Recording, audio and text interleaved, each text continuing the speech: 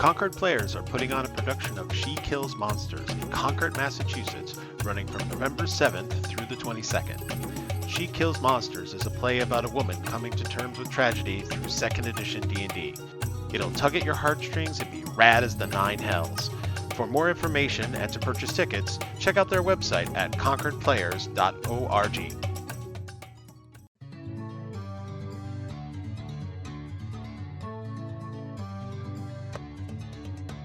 Welcome to the Game Masters Book Club, where great fiction becomes your next great tabletop role-playing experience.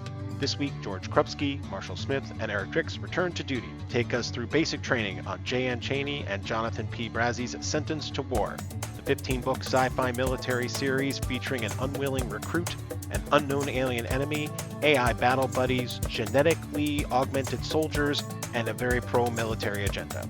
All right, recruits, let's fall in and get into the conversation. Okay, welcome to the Game Masters Book Club, everybody. My name is Eric Jackson, and I'm the host. And today we are going to be talking about Sentenced to War by Jonathan Brazee and Cheney. Really fantastic military science fiction book.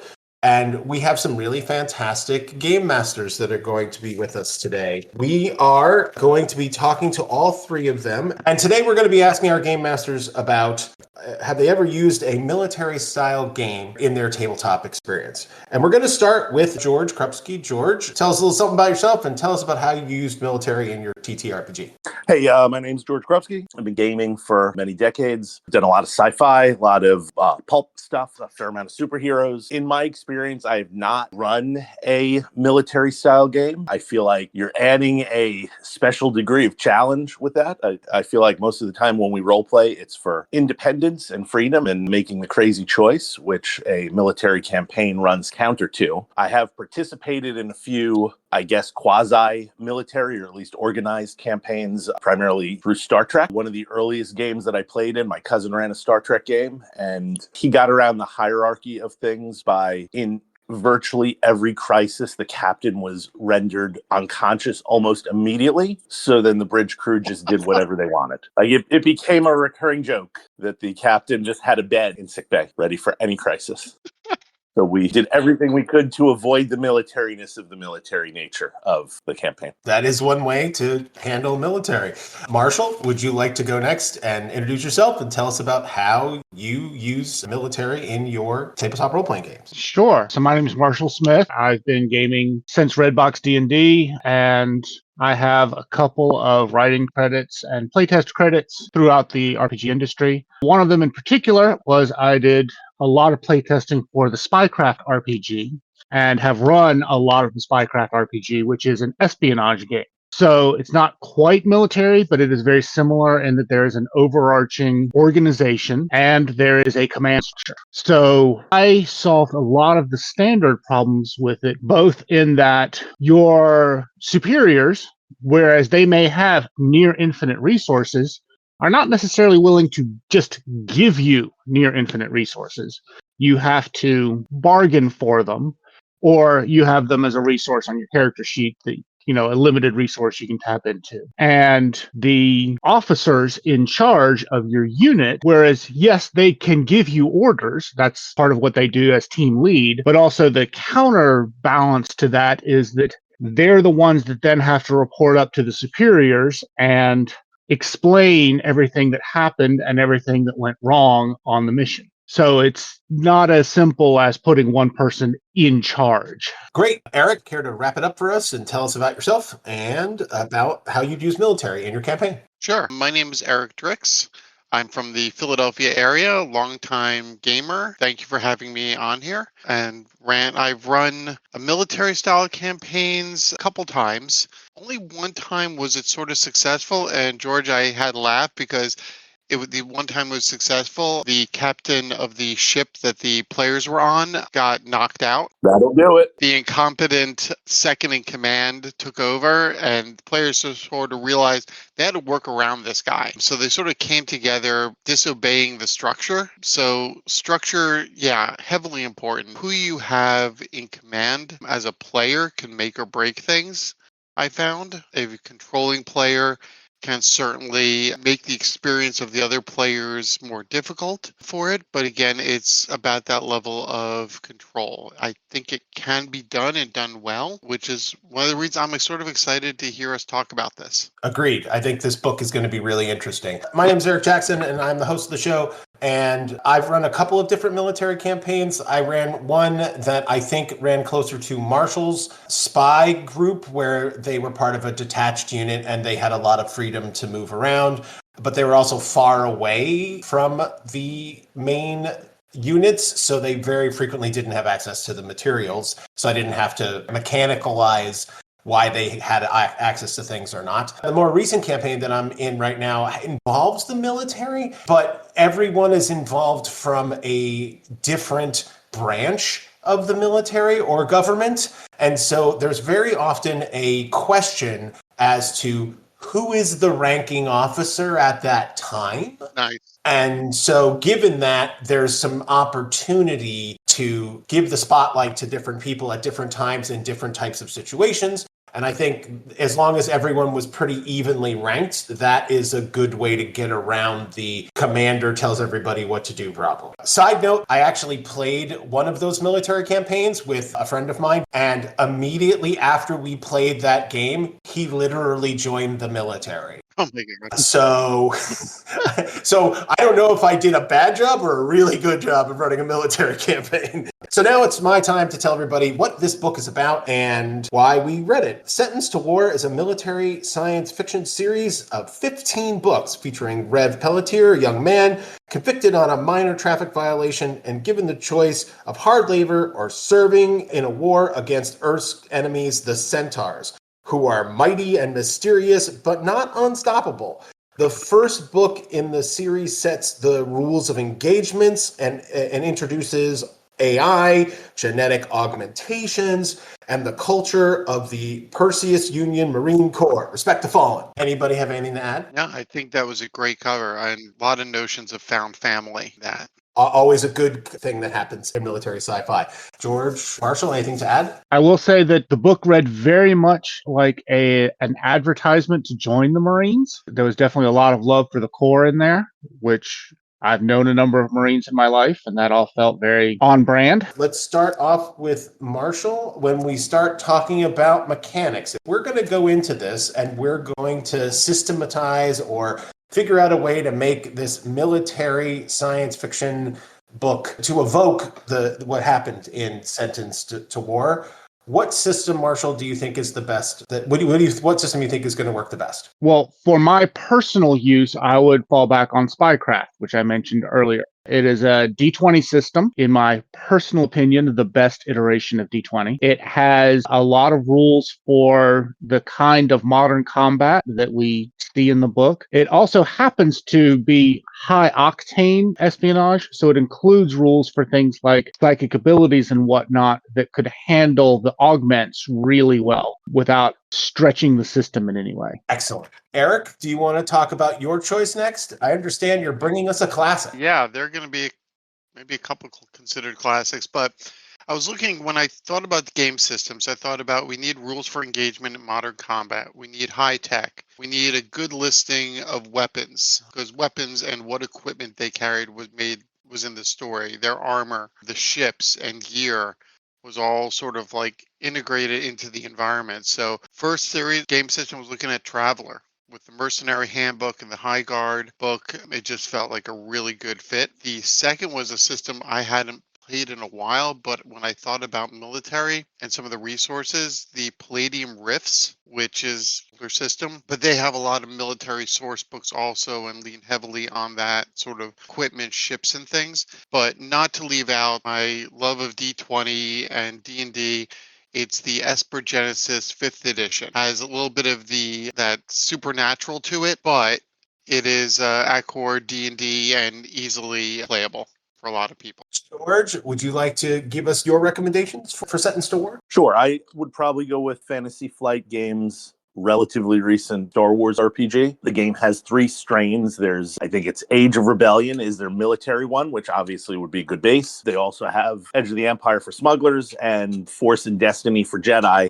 Mirroring what Marshall said, I think the fact that you've got Jedi and aliens in the rules for Jedi and aliens can accommodate a lot of the crazier stuff in the campaign setting. So I would start with the foundation of Star Wars Age of Rebellion and layer other stuff in. Those are all great choices. One of the games that I thought would be interesting to pair with this is Stars Without Number. Like all the background stuff, you'd completely have to throw out. It takes place much further in the future. There's been a couple of destructions of the Earth. This is definitely a post-apocalyptic game. But I like the mechanics on this because Stars Without Number is part of that old school revolution with the potential to like roll up random characters, in that it's not so much of a build in that way, which I thought would fit well with like the genetic lottery that they talk about when they assign the Marines their augments. That was a first click. And then secondly, they only have 4 classes in their class system, which is Psychic, Expert, Warrior, and Adventurer, the last of which is just a mix of the first 3. Definitely what I suspect Rev will be in the future,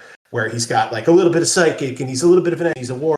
So I think something like that would be a great class system for this book. And then finally, the thing that I like about this system is that it has a difficulty ratings for things that you're going to do, and you have skills and you have combat, and they're done with 2 different sets of dice. If you're doing skill checks, you're checking against a number that's like 1 to 10 or something along those lines. With 2d6, or I think it's 1 to 20, and you add in your skill point. So the 2d6 makes skill rolls way more dependable, whereas the combat is rolled with a single d20. So the combat tends to be swingier and more based on luck and the chaos of battle. So it gives that feeling, whereas your technical expertise or the things you're really good at really just happen. So all of those felt a lot like what we were trying to portray in the book, right? We have we have definitely classes of people. We have this swingy combat system, but our skills are better. And we have a way to do the augments and psychic stuff. So, which we could throw the AI in on top of that with all the psychic powers. That's cool. That one I thought was particularly good. If that didn't satisfy, if that was just too simple, or you really wanted to build and you weren't satisfied with this randomness that the old school throws in there, you could go with Star Heroes, which is part of the system that brought us Champions. This way you could detail out every stat and effect, as well as deeply define the centaurs. If you like number crunching, which the number crunching might be a bit much for beginners, but if you want real control and crunch in your military game, this system can handle anything throw at it. So my secondary recommendation would be the Star Hero system. I find it fascinating that none of us went for one of the classic military RPGs of Twilight 2000 from GDW. Yeah, no. It's not one I've ever played, so I'm not super familiar with it. But I just find it interesting that wasn't on the list. There are some good military RPGs out there like Twilight 2000, but I think I was focusing more on the sci-fi, and so I didn't. That one I think is more of a only a very recent post-apocalyptic, so it felt more modern and less future. But yeah, you're absolutely right. There are probably a whole bunch of great games that we missed, which is always the case, right? Like we do our best. Oh, yeah. There's only 4 of us, so we do what we can.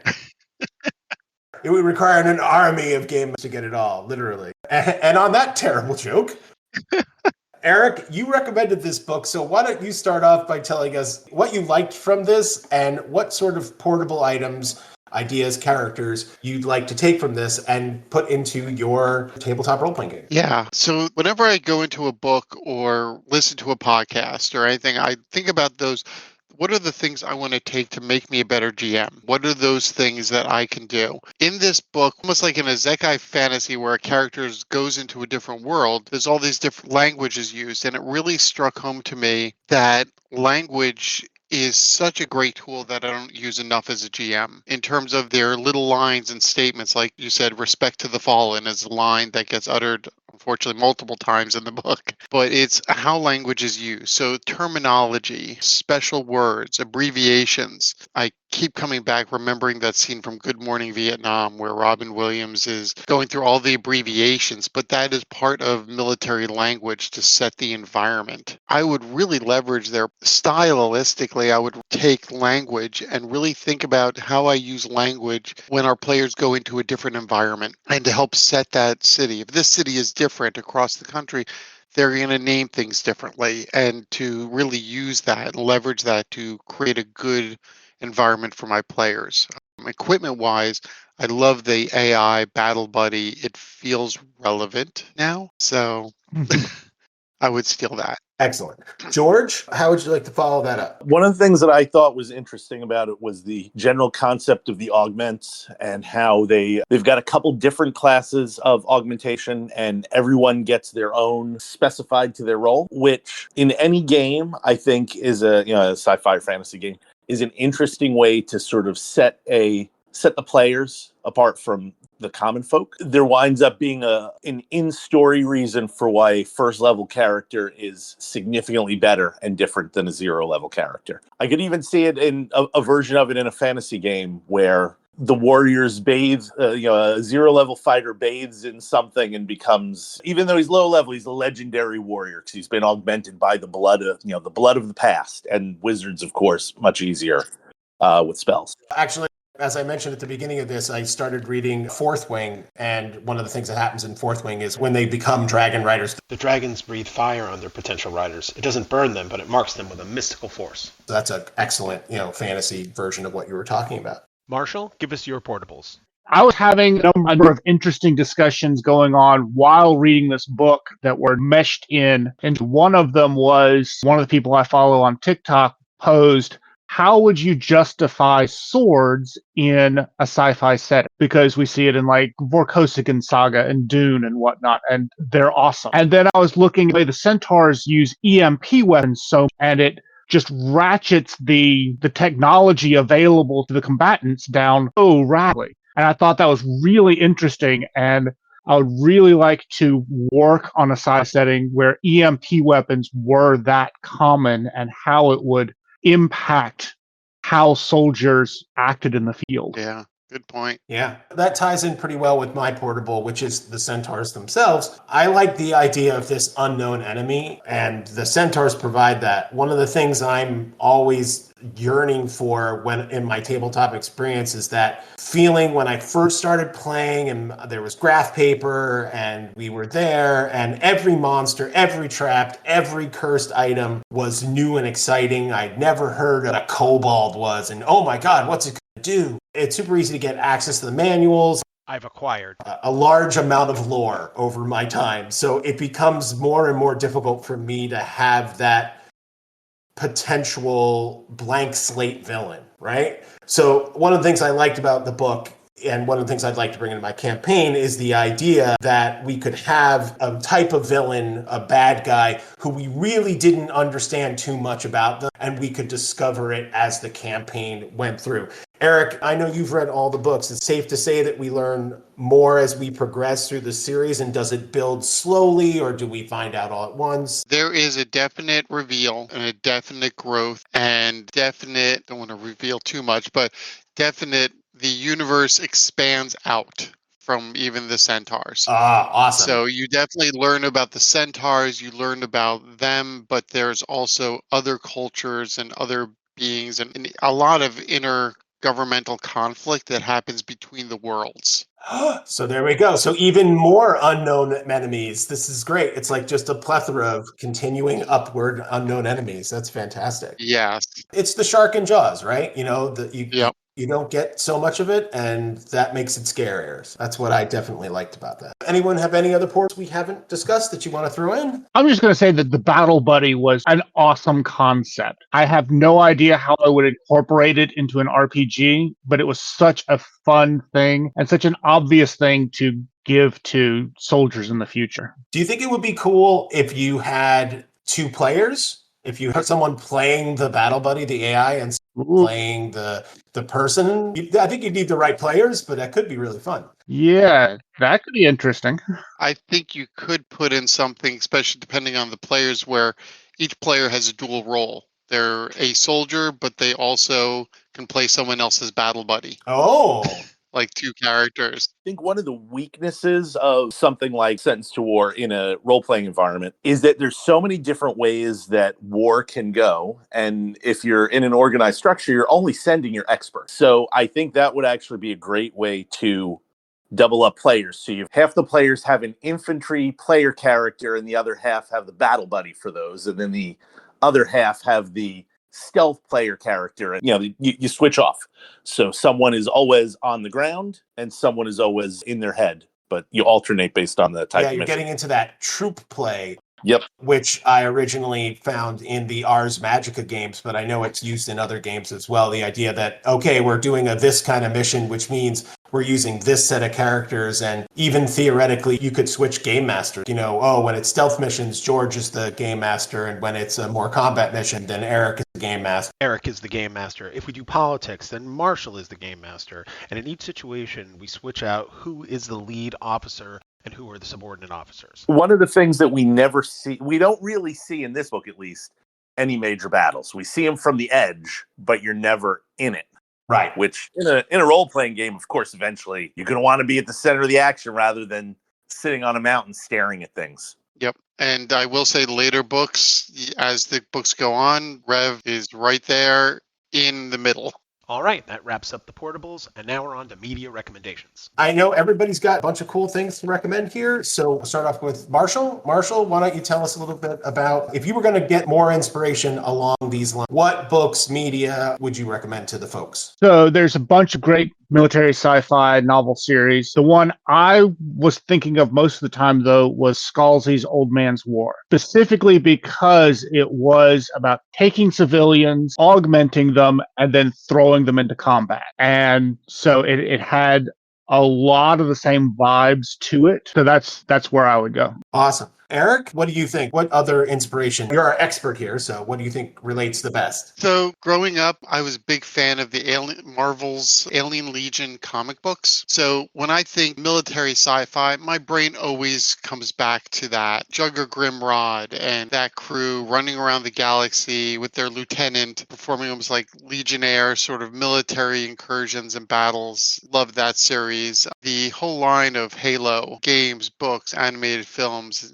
versus that sort of military sci-fi direction. And then I sort of went to a different area when I was thinking about the structure and language. I went back to one of my old favorites that's actually historical fiction set in the 18th century following a British naval sailor, Richard Bolitho. And that series is referred to as the Bolitho series, funnily enough, by Alexander Kent. And it's really, again, the ship, the language, the structure is all there. It's just, 18th century naval. Two things to play off of that, Eric. First off, if you are not already a fan of the a cappella group Voice Play, they do an amazing cover of the Halo theme song. I know it sounds weird, but trust me, it's absolutely worth it. Really great. I'll check that out. Thanks. And when you talk about language, if anybody hasn't read R.F. Kuang's Babel series yet, that's Language is Magic.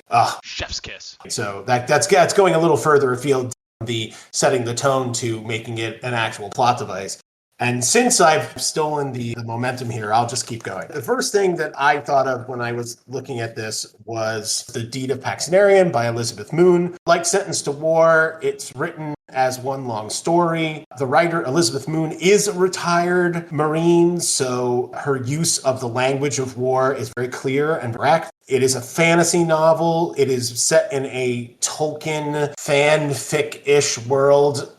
If the Fourth Age happened, but the elves just went to a different continent instead of go away, is sort of what's happening there. So Tolkien fans rejoice. Paxenarian is a raw recruit who is molded into a hero through her service in a military company. This is one of my personal favorite books of all time.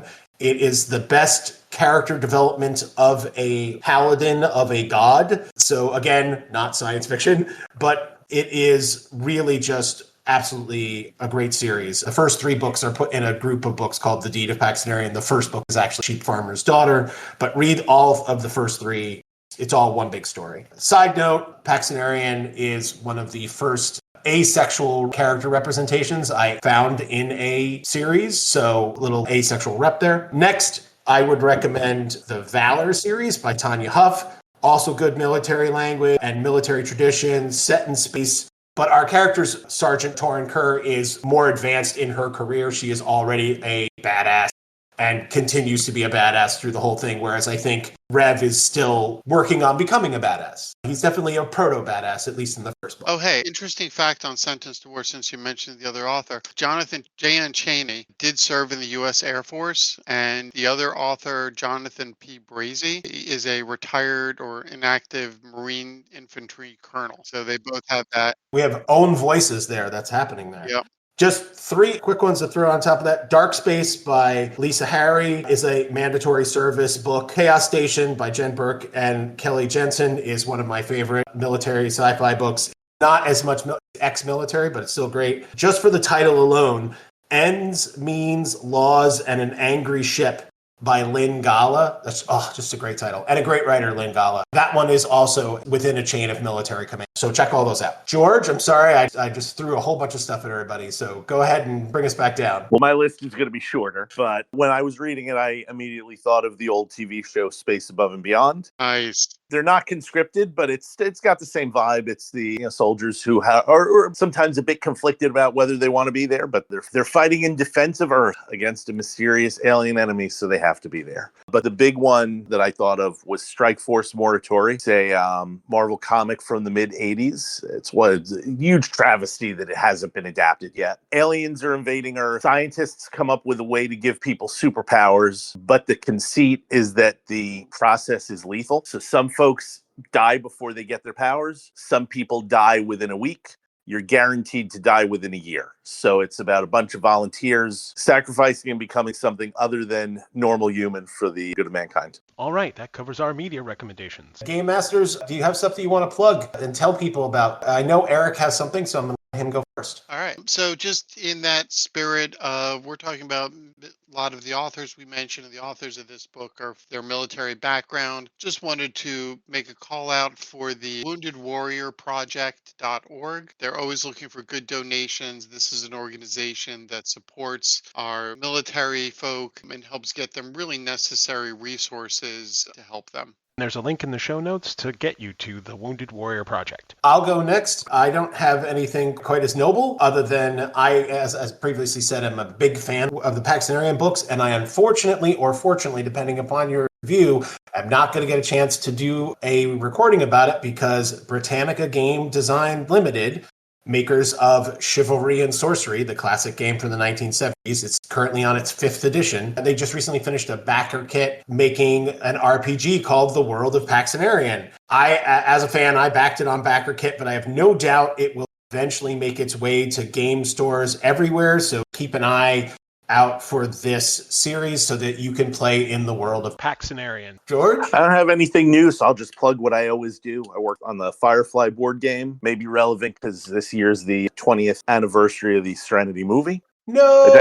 I just saw it in the theater this week. It was very cool to see it on the big screen for the first time in decades. But if you can find the board game, I worked on the expansions. I think the core game is a great game. Otherwise, I wouldn't work on the expansions. And I'd also like to stump for my good friend Will Padilla's podcast, 1980s Now. These episodes will probably be months old by the time this particular episode comes out, but I wrote the script for a recent episode about a treasure hunt in England in the 1979 into the early 80s. And about a month or so ago, I was at a convention for Cobra Kai, had the opportunity to talk to the guys who did the music for Cobra Kai and hook them up. And I know Will did an episode where he interviewed them.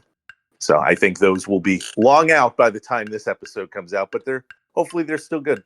Guys, thanks so much for being on here. And anybody have any last minute things to throw in? Just thanks for having us. This is a blast to do. All right, recruits, at ease. That's our discussion of Sentenced to War, the first book in the 15-book series by Cheney and Jonathan P. Brazee. You can find a complete transcript of today's discussion, as well as links to all of our podcasts at k-squareproductions.com/GMBC. You can learn about upcoming episodes on our social media on Blue Sky at gmbookclub.bluesky.social, on Facebook at Game Masters Book Club, on Mastodon at Game Masters Book Club, and on Instagram at Game Masters Book Club. If you've enjoyed the show, please like, subscribe, and comment on our episodes in your chosen podcasting space, and be sure to share those episodes with your gaming community. Thank you so much for listening. You've been listening to the Game Masters Book Club, brought to you by me, Eric Jackson, and K-Square Productions. A 21-gun salute for our Game Masters Eric Driks, George Krubski, and Marshall Smith. Look for them to return in January 2026 when they discuss The Goblin Emperor by Catherine Addison. Continued praise and thanks to John Corbett for the podcast artwork and Otis Galloway for our music. Re-enlist with the Game Masters Book Club in 2 weeks when we venture into The Sundered Realms by Casey Blair. Later, gamers, and to paraphrase the great Terry Pratchett, always try to be the place where the falling angel meets the rising ape.